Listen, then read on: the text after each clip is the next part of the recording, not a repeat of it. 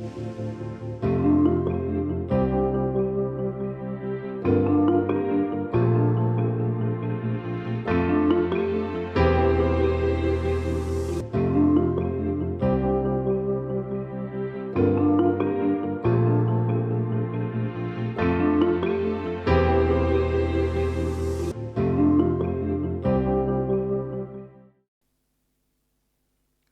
begin this lecture by discussing about irrotational and rotational flow, and that will be followed by discussion on strain of a fluid element, and subsequently we will discuss about some integrals which will be useful mathematical tools for our entire course.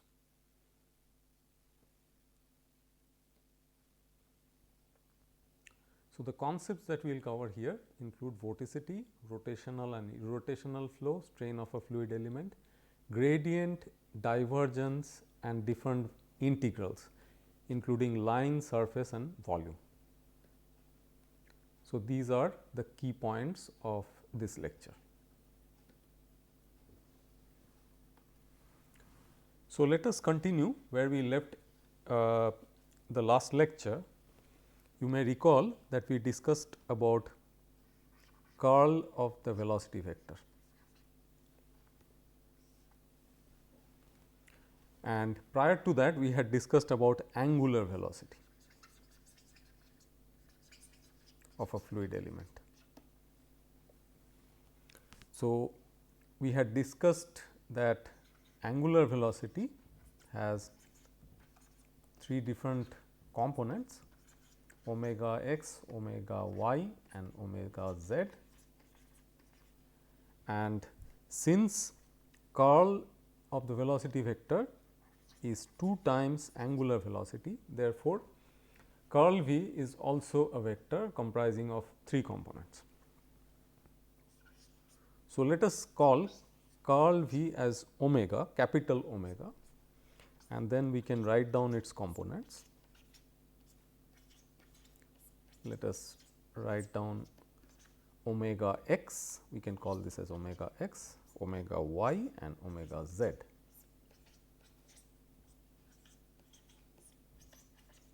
This is the nomenclature we are following in the course.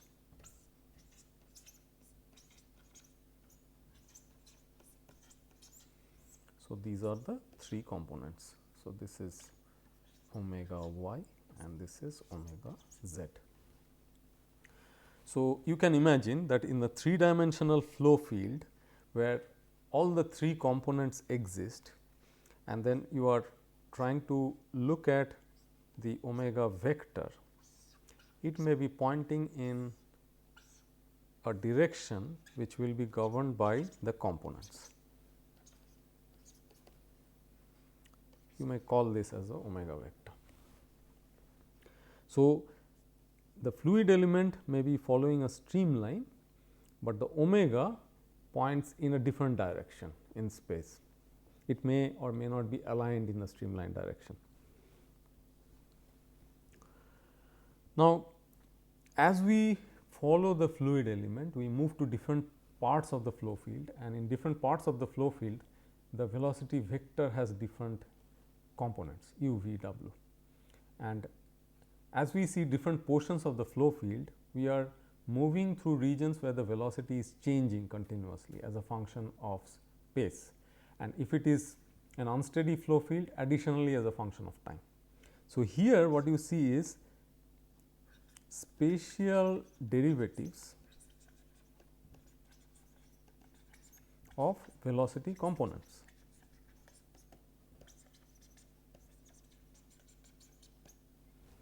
Which form the different components of omega, whether you are talking about the lower case omega, which stands for angular velocity, or the capital omega, which stands for the curl of the velocity.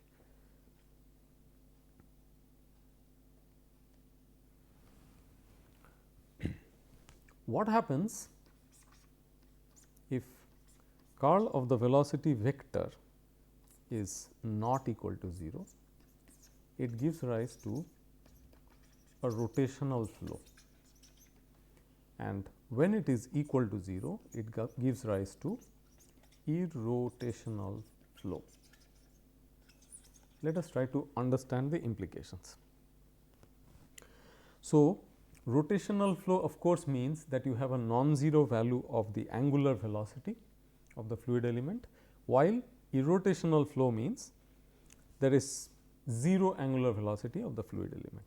Now, how can we conceive it? How can we picturize it? So, you remember in the last lecture we had drawn a diagram to indicate the angular velocity of a fluid element in a planar sense.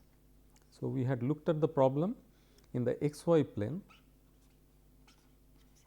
and we originally defined a rectangular fluid element like this, the three corners of which are A, B, C, marked A, B, C, and then we look at the same fluid element after a short time and we find it like this at a different location based on the u v velocity components which exist at that point of time and at that location.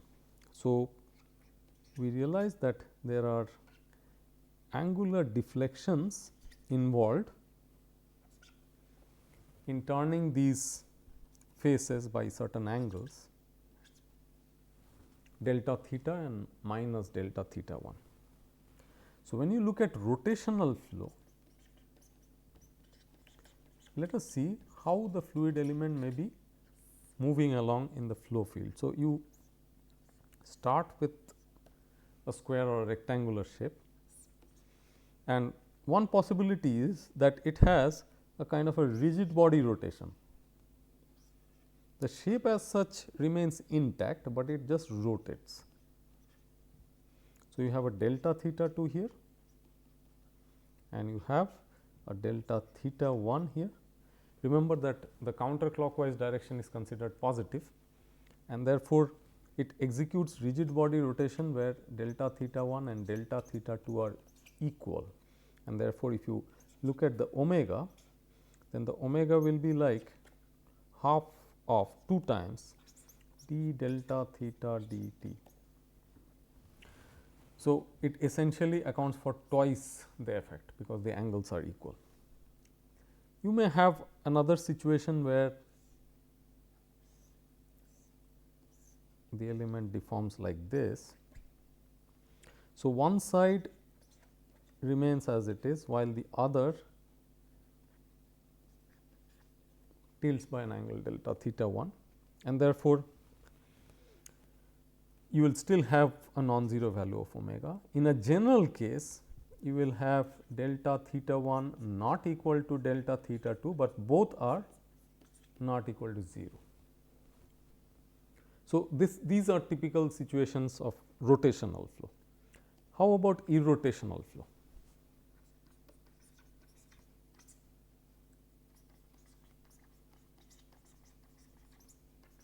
We will again start off with an element like this and look at the possibilities. So, one possibility is that it just translates, it is a pure translation, no rotation, which means delta theta 1 and delta theta 2 both are 0. Angular velocity is 0. What could be another possibility where they do rotate, but they rotate in a very special way?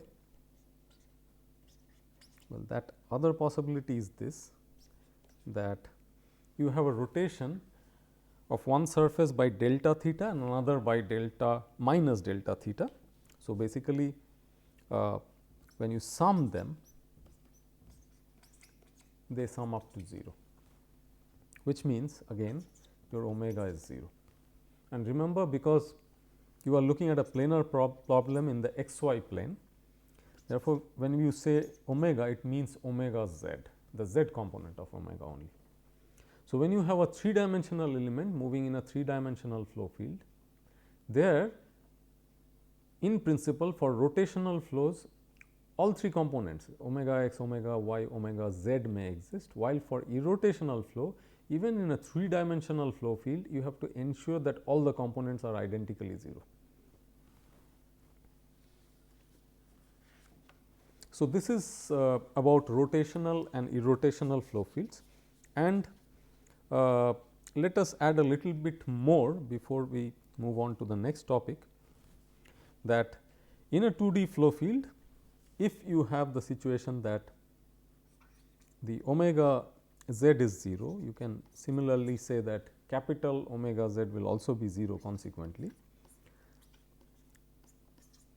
The only difference is that half, the factor half goes away, and then this should be 0. What this basically means is that del v del x is equal to del u del y. This is the relation it has to fulfill. Now, rotational flows are seen in boundary layers. We will discuss this in a subsequent lecture. So, these are the very thin viscous layers formed around solid surfaces when a viscous flow moves past a body, and it would be there in general for regions dominated by viscous effects.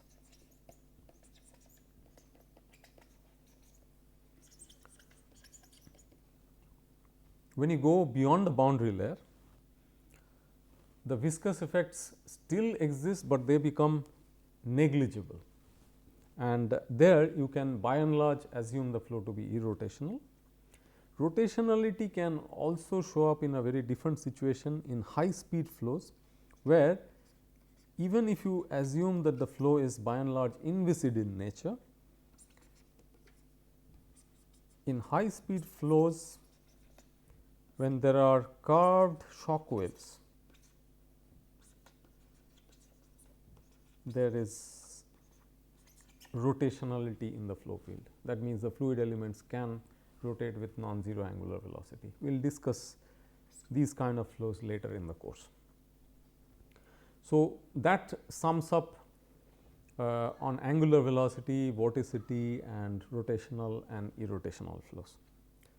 Let us next move on to strain of a fluid element. So, we have been discussing about spatial derivatives of velocity components. So, there is something more that is waiting for us to be defined in terms of those velocity gradients, that is called as the strain of a fluid element. So, we go back to that fluid element and we look at those angles which were formed after it underwent angular after it underwent some deformation due to the presence of non-zero angular velocity. So, when we look at it in a planar sense in the xy plane, we can quantify the strain as delta theta 2 minus delta theta 1, which essentially is the total angular deformation.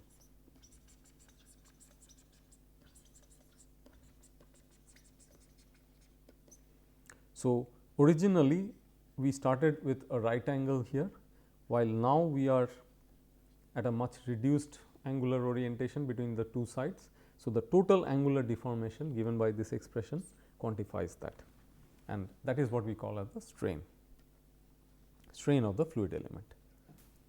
Now, in solid mechanics we say that stress is proportional to strain within the elastic limit, while in fluid mechanics or aerodynamics, stress is proportional to time rate of strain, or briefly rate of strain. We have to be very careful about this connection. Going back to the figure that we drew, we recall that we can quantify these angles using derivatives of the velocity components in this manner and using the time interval delta t. Now, time rate of strain would involve time derivatives of these angles naturally, and since we are in the x y plane, we will define it as epsilon x y. Similarly, you can define it in other planes. So, let us write down the expression for epsilon x y to begin with. So, that will be d theta 2 dt minus d theta 1 dt, where as you may recall that we get these derivative expressions by limiting delta t to 0.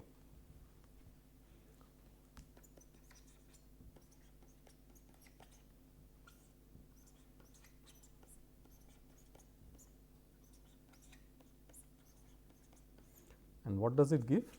It gives us del v del x plus del u del y. So, this is epsilon x y. This gives you the time rate of strain in the x y plane. As we said that in general it will occur in other planes also. So, epsilon y z, how can we write it? We take a clue from this expression. So, the x appears here in the denominator of the first derivative, y in the denominator of the second derivative, and the velocity component corresponding to x appears here in the other term, the numerator of the other term. The velocity component corresponding to y appears in the numerator of this term. So, you need to look at that pattern, and following that pattern, let us try to write it down. Epsilon y z, when we write it down, we will follow this. So, we have done the denominator. Now, the numerator connecting it with z, we should have a del w here, connecting with y, we should have a del v here. That is how we write it. Similarly, epsilon z x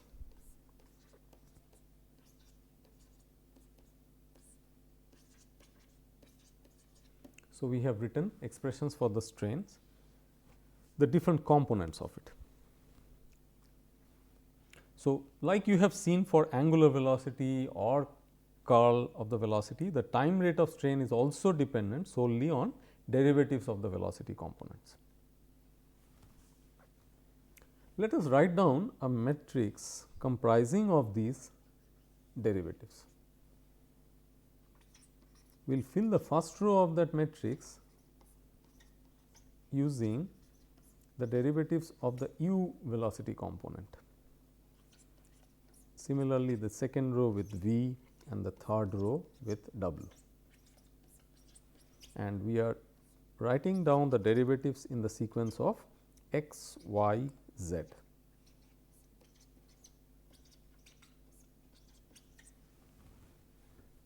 So, in this matrix, if you look at the diagonal elements, you have del u del x, del v del y and del w del z. If you were to sum them up, what do you get? You get del u del x plus del v del y plus del w del z, which in index notation may be written as u del u I del x I, and that is called as the divergence of velocity. So, how do we define divergence through its physics? So, divergence of the velocity, it gives us the time rate of change of volume of the fluid element.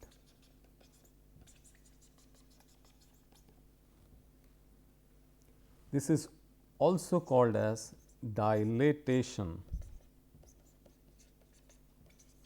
of a fluid element.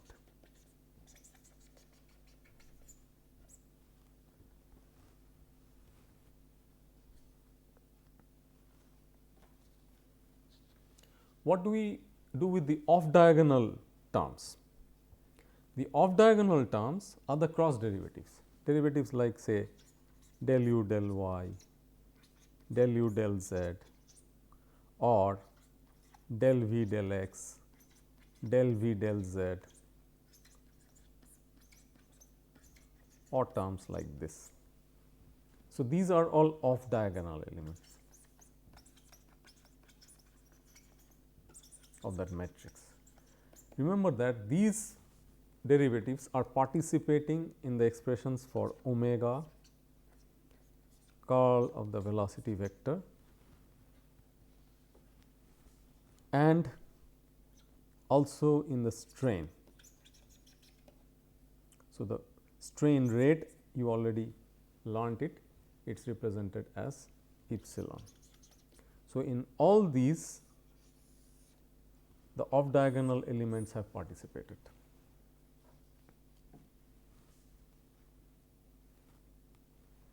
Now, we will do a brief recapitulation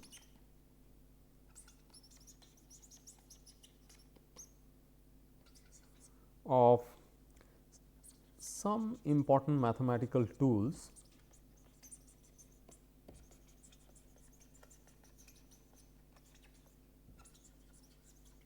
which include gradient of a scalar field to begin with, followed by divergence of a vector field, and then subsequently we will look at a few integrals, line, surface and volume integrals. So, let us start our discussion on gradient of a scalar field. So, we know that different scalar quantities are of interest in aerodynamics. So, they include pressure, density, temperature, to name a few. There are many more. So, if you take pressure for example, in a 3-dimensional flow field which is steady, then pressure would be a function of x, y, z. It would be function of the location of the point. Now, how do you define the gradient of pressure once you have defined that function? We write it as this. It comprises of 3 components and it is a vector quantity. So, based on the functional form that we have P x y z, you can in principle obtain the partial derivatives of pressure with respect to x, y and z, and they would form the components of the gradient of P vector. So, this is a vector quantity.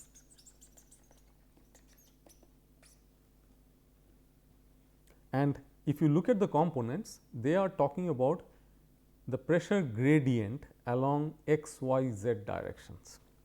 You will see that they would play a major role in the momentum equation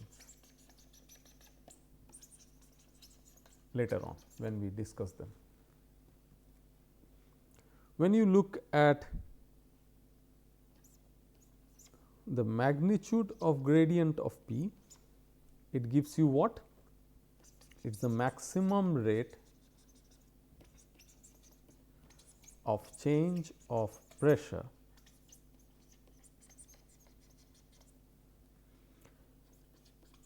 per unit length of the coordinate space. Here of course, we are talking about a Cartesian space. You could have other orthogonal coordinate systems as well, like say cylindrical polar coordinates or spherical coordinates. In this case, we are mostly discussing about Cartesian coordinates. So, these are all examples of orthogonal coordinate systems.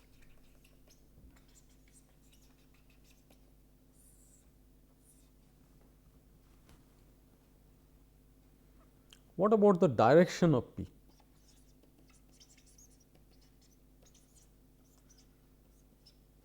It is the direction along which the maximum rate of change of pressure occurs at a given point. So, if you are again looking at the field in a planar sense, in the x y plane, you could have contours like this, lines which indicate constant pressure. We call them isobars, and let us say they are connected with each other with an inequality like this. So, if you are at a point P here, grad P will give you the direction and along which the maximum rate of change of pressure takes place.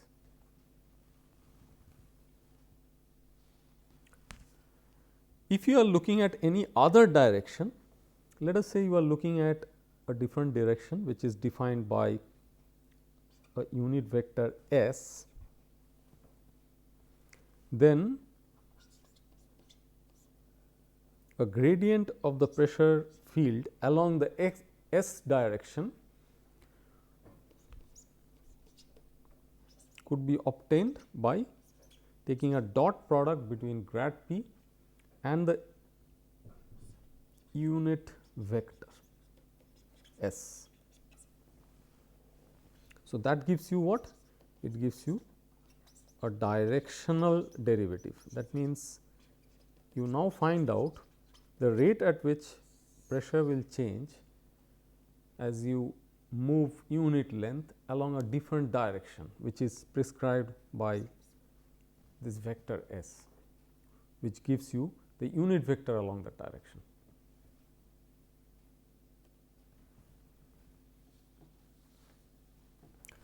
So, we discussed briefly about gradient of a scalar field. Now, next we will discuss about divergence of a vector field.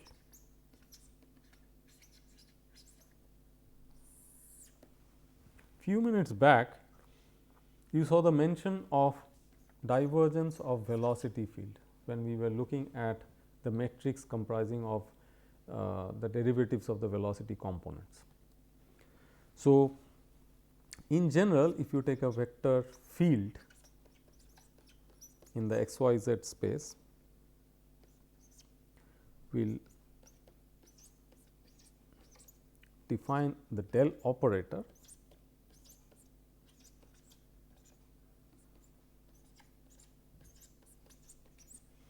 and we will dot it with the vector v. So, when you dot this operator with the vector v, let us say the vector v in general has components v x, v y, v z.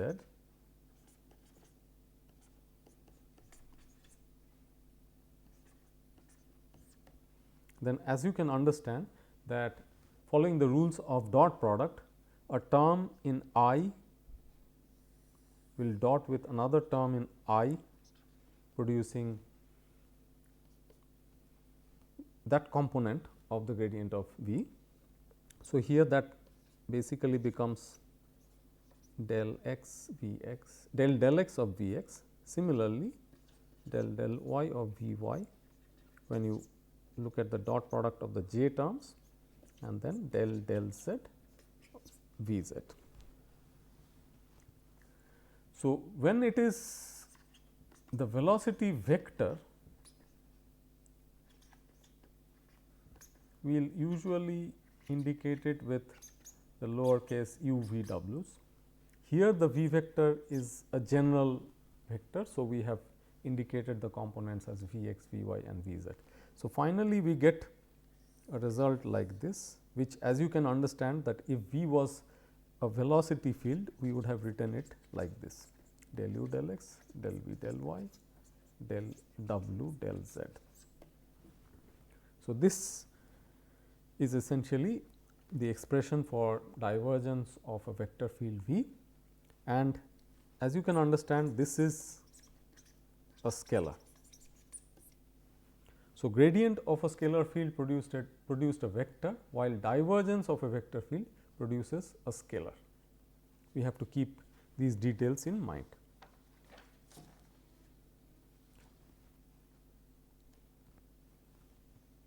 And now, we will start discussing about a few integrals, which are going to be very useful for us. So, integrals will comprise of line, surface and volume. So, let us say we have a vector field v as a function of x y z, and we draw two curves within that vector field. One is an open curve, the other is a closed one. So, this is a closed curve,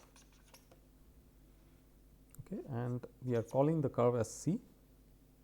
We are traversing it in the counterclockwise direction and considering that to be the positive direction, and we are marking a small segment on it which follows the same direction.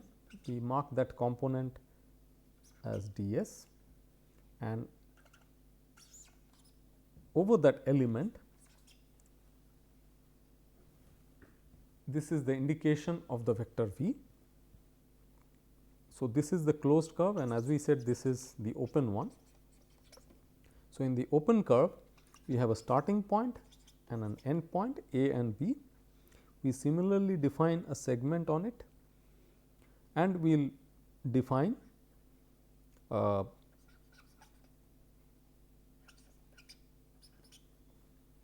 an elemental vector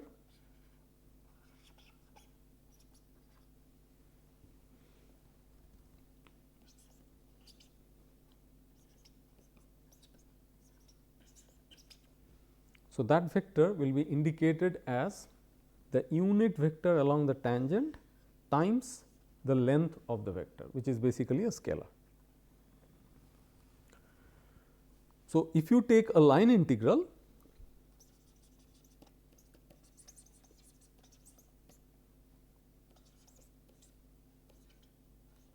so you are taking a line integral of the vector v along open curve C from point A to B, you will indicate it like this. You show the limits as A and B, while the line integral of V along a closed curve C, like the one we have indicated on the right, would be shown like this.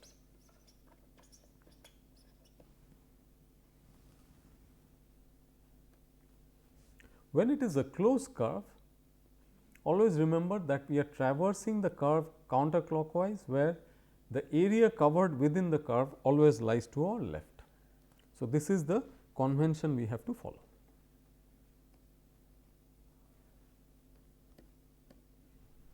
So, we conclude this lecture saying that we discussed about rotational and irrotational flow. We also discussed about strain of a fluid element, and then subsequently the divergence of a fluid element was explained. And then we looked at gradient of a scalar field and divergence of a vector field in the mathematical tool building exercise, and we also initiated the discussion on different kinds of integrals, including line and surface integrals, and we discussed in detail about line integral. So, these are going to be important mathematical tools which we would require all through the course. Thank you.